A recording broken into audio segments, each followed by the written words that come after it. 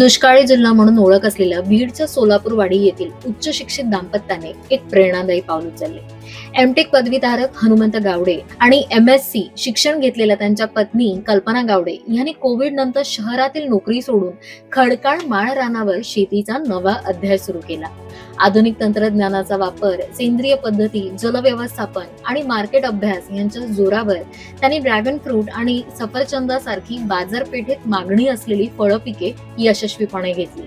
1.5 acre क्षेत्रावरून त्यांना यंदा 20 ते 25 टन ड्रॅगन फ्रूटचे उत्पादन अपेक्षित आहे। स्वतः रोपे निर्मिती, थेट विक्री, टप्प्याटप्प्याने पाणी पुरवठा आणि शेती मशागतीची सगळी कामे हे दाम्पत्य स्वतः करतात। या जोडीने शेतीला एक नवी दिशा दिली आहे। दुष्काळी भागातही समृद्ध शेती शक्य आहे हे त्यांनी सिद्ध केले। नमस्कार, मी हनुमंत लक्ष्मण गावडे, राहणार सोलापूरवाडी, तालुका आष्टी, जिल्हा बीड।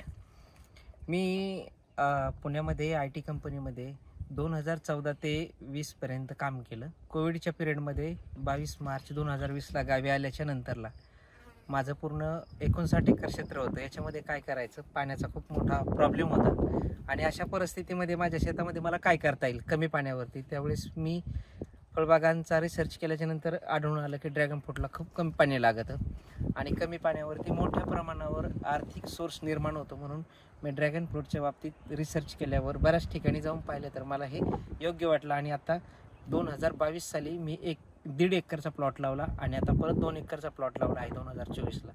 आणि पहिल्या वर्षी लावल्याच्या नंतर 12 महिन्यात 3 टन, दुसऱ्या वर्षाला माझं 14 टन आणि ह्या वर्षी सरासरी 20 टन प्लस म्हणजे 25 टनाच्या आसपास माझा माल निघतोय। आता पहिलाच तोडा आमचा 12 टनापर्यंत निघतोय। ॲव्हरेज रेट जर पाहिलं गेलं तर 75 ते 300 पर्यंत ॲव्हरेज सरासरी काढली 100 रुपयापर्यंत रेट भेटतोय। मला असं वाटतं की 20-25 लाख रुपये ह्या वर्षी ह्या 1.5 एकरमध्ये होतील। पाहायला गेलं तर सर्वात मोठा प्रॉब्लेम पाण्याचा होता। मी 4-5 बोर घेऊन सुद्धा पाण्याची उपलब्धी झाली नाही।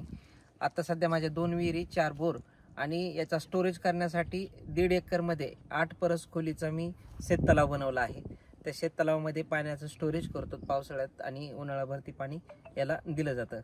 आतापर्यंत जी आपण बाग लावली होती ती बाहेरून लाल आणि आतमध्ये गुलाबी ही अशा कलरची होती। आता आपण जी लावली आहे जी 1.5 एकर बाग ती पूर्ण येलो आहे।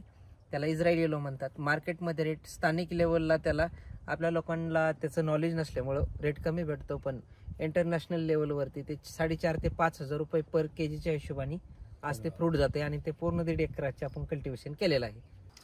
आता हे जर पाहायला गेलं तर बरेचसे लोक म्हणतात जास्त काळ टिकत नाही। आपलं फ्रूट जनरल कंडिशनला म्हणजे विदाउट फ्रीजिंग ठेवा 20 ते 22 दिवसापर्यंत आहे त्या कंडिशनला राहील। त्याचं कारण एकमेव असं आहे की आपण याच्यामध्ये पूर्ण ऑर्गॅनिक पद्धतीने, सेंद्रिय पद्धतीने शेती करतो। जास्त करून आपण PM बायोटेकचे प्रॉडक्ट आहेत, त्याच्यामध्ये एक काला किंवा जे पोटॅश आहे, मायक्रोन्यूट्रिएंट किंवा त्याला आपणच मल्टीन्यूट्रिएंट असं म्हणतो। त्याच्यामुळे झालंय काय, आजच्या कंडिशनला आपली साईज, कलर आणि जी प्रोटीनची जी क्वालिटी आहे, क्वांटिटी आहे ती खूप मोठ्या प्रमाणावर इतरांच्या बागा जर पाहिल्या केल्या तर सरासरी एवढं पहिल्याच वेळेस पहिल्या तोड्याला 12 टनापर्यंत ॲव्हरेज सारा टोटल मिळून बागाचं जात नाही। ते आमचं पहिल्याच तोड्याला 12 टन ॲव्हरेज निघतं। त्याची ती पूर्ण किंमत आमच्या PM बायोटेकची आहे।